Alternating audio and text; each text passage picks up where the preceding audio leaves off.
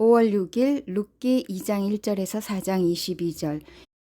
2장 룻이 보아스를 만나다. 나오미에게는 남편 쪽으로 친족이 한 사람이 있었다. 그는 엘리멜렉과 지방간으로서 재력이 있는 사람이었다. 그의 이름은 보아스이다.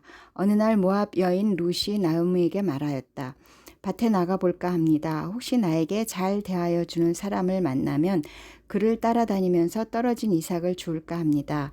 나오미가 룻에게 대답하였다. 그래, 나가보아라. 그리하여 룻은 밭으로 나가서 곡식 거두는 일꾼들을 따라다니며 이삭을 주었다. 그가 간 곳은 우연히도 엘리멜렉과 집안간인 보아스의 밭이었다. 그때 마침 보아스가 베들레헴 성읍에서 왔다. 그는 주님께서 자네들과 함께 하시기를 비내하면서 곡식을 거두고 있는 일꾼들을 격려하였다. 그들도 보아스에게 주님께서 주인 어른께 복을 베푸시기 바랍니다 하고 인사하였다. 보아스가 일꾼들을 감독하는 젊은이에게 물었다. 저 젊은 여인은 네 집 아낙인가? 일꾼들을 감독하는 젊은이가 대답하였다. 저 젊은 여인은 나오미와 함께 모압 지방에서 돌아온 모압 사람입니다. 일꾼들의 뒤를 따라다니면서 곡식단 사이에서 떨어진 이삭을 줍도록 허락해 달라고 하더니 아침부터 와서 지금까지 저렇게 서 있습니다. 아까 여기 밭집에서 잠깐 쉬었을 뿐입니다. 보아스가 룻에게 말하였다. 여보시오 세덱, 내가 하는 말을 잘 들으시오. 이삭을 주우려고 다른 밭으로 가지 마시오. 여기를 떠나지 말고 우리 밭에서 일하는 여자들을 바싹 따라가도록 하시오. 우리 일꾼들이 곡식을 거두는 밭에서 눈길을 돌리지 말고 여자들의 뒤를 따라다니면서 이삭을 줍도록 하시오. 젊은 남자 일꾼들에게는 덱을 건드리지 말라고 단단히 일러두겠소.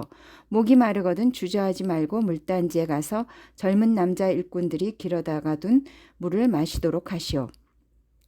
그러자 룻은 엎드려 이마를 땅에 대고 절을 하면서 보아스에게 말하였다.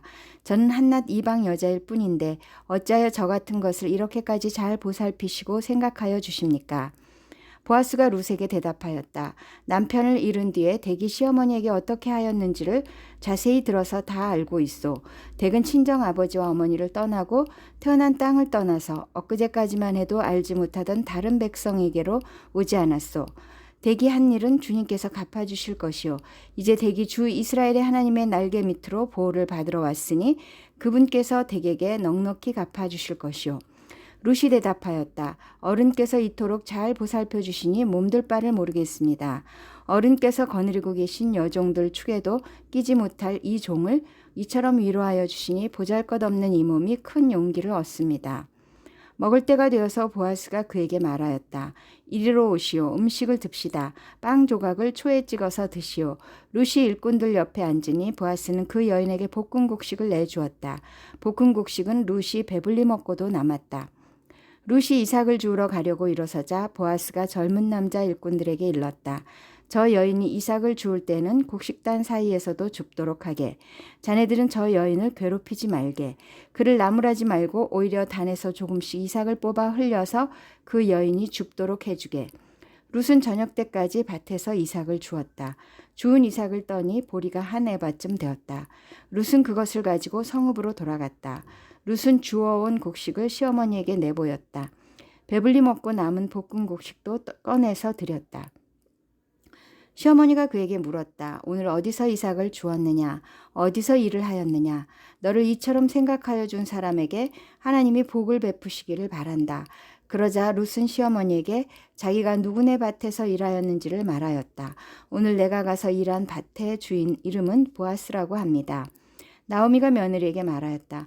그는 틀림없이 주님께 복받을 사람이다. 그 사람은 먼저 세상을 뜬 우리 식구들에게도 자비를 베풀더니 살아있는 우리에게도 한결같이 자비를 베푸는구나. 나오미가 그에게 말을 계속하였다. 그 사람은 우리와 가까운 사이다. 그는 지방간으로서 우리를 맡아야 할 사람이다. 모압 여인 룻이 말하였다. 그뿐이 아닙니다. 그가 데리고 있는 젊은 남자 일꾼들이 곡식 거두기를 다 끝낼 때까지 그들을 바짝 따라다니라고 하였습니다. 나오미가 며느리 룻에게 일렀다. 얘야, 그가 데리고 있는 젊은 여자들과 함께 다니는 것이 좋겠구나. 젊은 남자 일꾼들에게 시달림을 받다가 다른 밭으로 가지 않아도 되니 말이다. 그리하여 룻은 보리 거두기뿐만 아니라 밀 거두기가 끝날 때까지도 보아스 집안의 젊은 여자들을 바싹 따라다니면서 이삭을 주었다. 그러면서 룻은 시어머니를 모시고 살았다.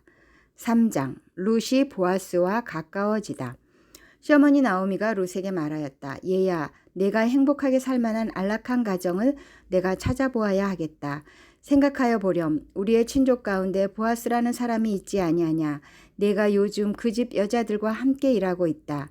잘 들어보아라. 오늘 밤에 그가 타작마당에서 보리를 까부를 것이다. 너는 목욕을 하고 향수를 바르고 고운 옷으로 몸을 단장하고서 타작마당으로 내려가거라. 그 사람이 먹고 마시기를 마칠 때까지 너는 그가 눈치채지 못하도록 조심하여야 한다. 그가 잠자리에 들 때에 너는 그가 눕는 자리를 잘 보아두었다가 다가가서 그의 발치를 들치고 누워라. 그러면 그가 너의 할 일을 일러줄 것이다. 룻이 시어머니에게 대답하였다. 어머님께서 일러주신 대로 다 하겠습니다. 그는 타작마당으로 내려가서 시어머니가 시킨 대로 다 하였다. 보아스는 실컷 먹고 마시고 나서 흡족한 마음으로 낫가리 곁으로 가서 누웠다. 룻이 살그머니 다가가서 보아스의 발치를 들치고 누웠다. 한밤중이 되었을 때 보아스는 으시시 떨면서 돌아눕다가 웬 여인이 자기 발치께에 누워있는 것을 보고 깜짝 놀라면서 누구요 하고 물었다. 룻이 대답하였다. 어른의 종 룻입니다. 어른의 품에 이 종을 안아주십시오. 어른이야말로 집안 어른으로서 저를 맡아야 할 분이십니다.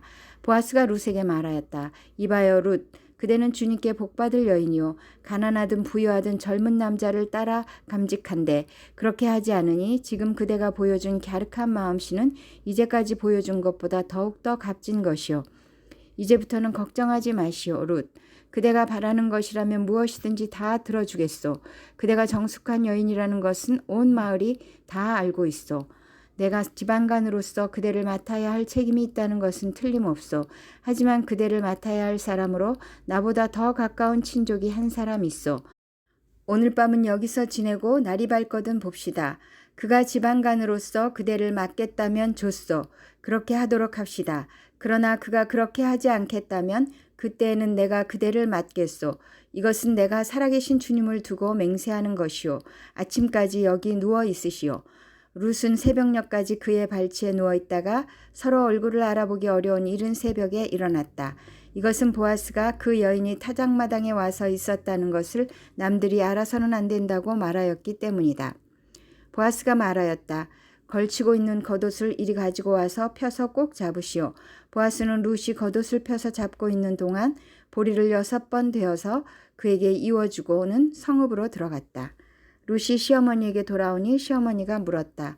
얘야 어찌 되었느냐. 룻은 그 남자가 자기에게 한 일을 시어머니에게 낱낱이 말하고 덧붙여서 말하였다. 6번이나 되어서 준 이 보리는 어머님께 빈손으로 가서는 안 된다고 하면서 바로 그가 손수 담아준 것입니다.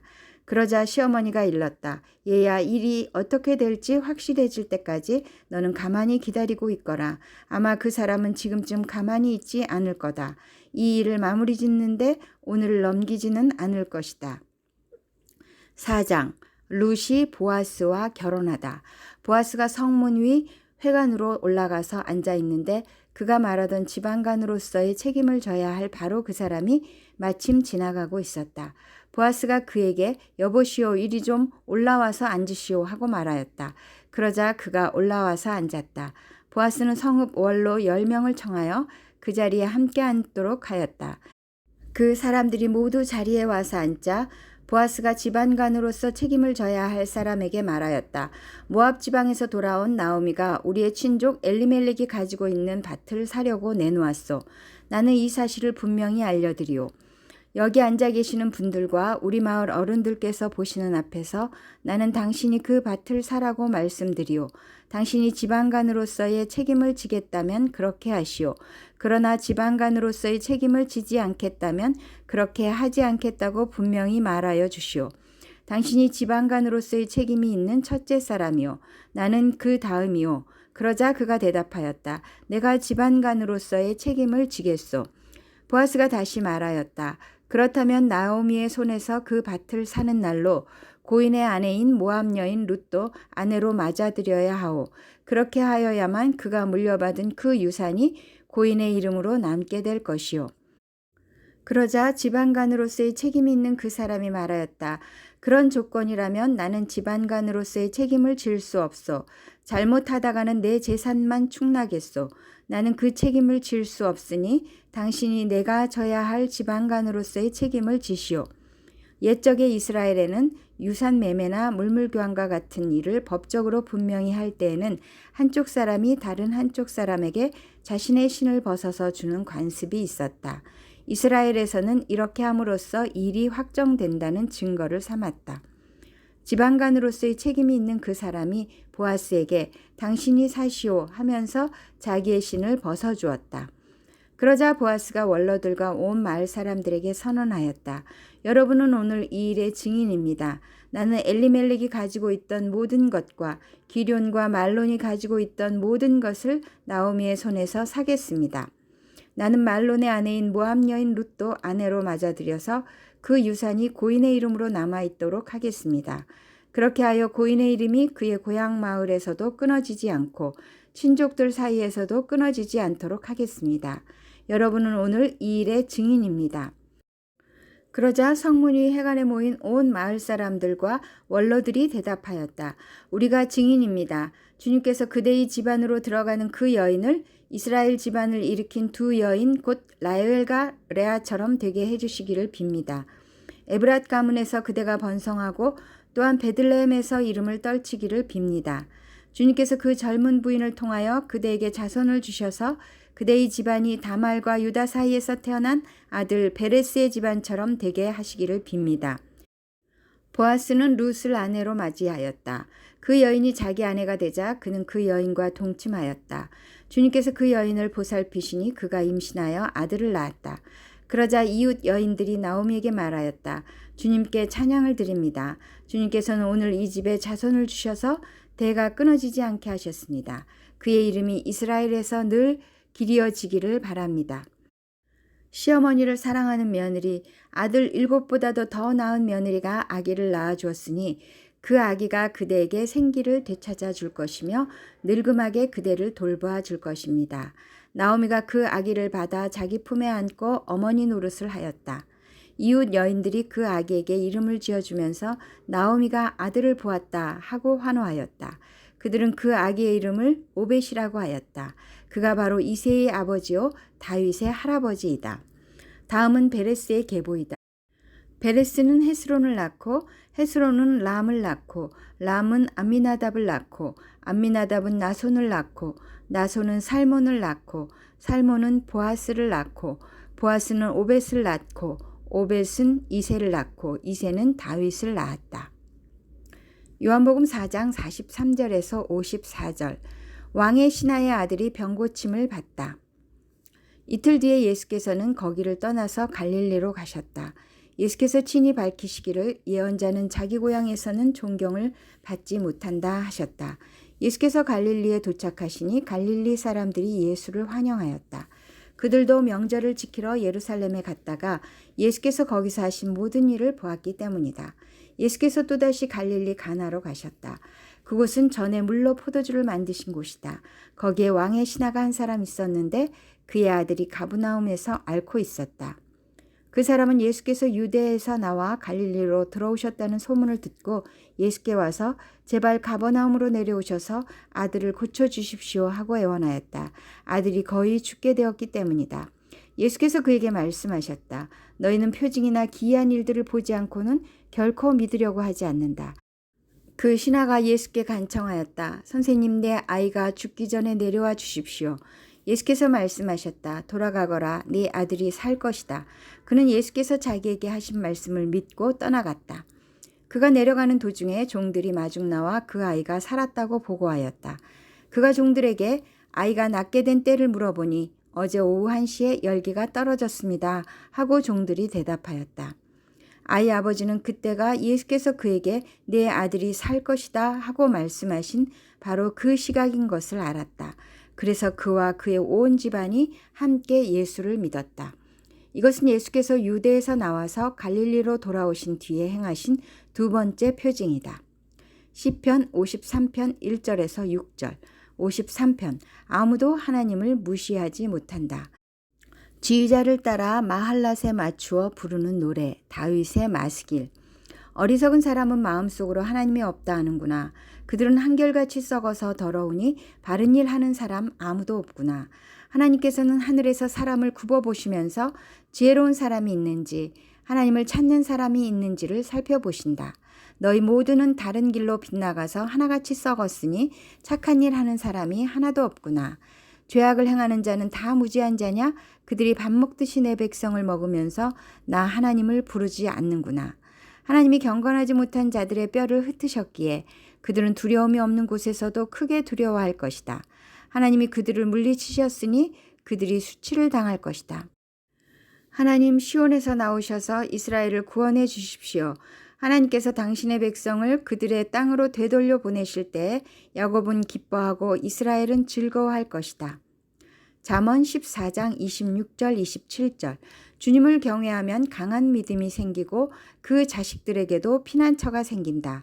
주님을 경외하는 것이 생명의 셈이니 죽음의 그물에서 벗어나야 한다.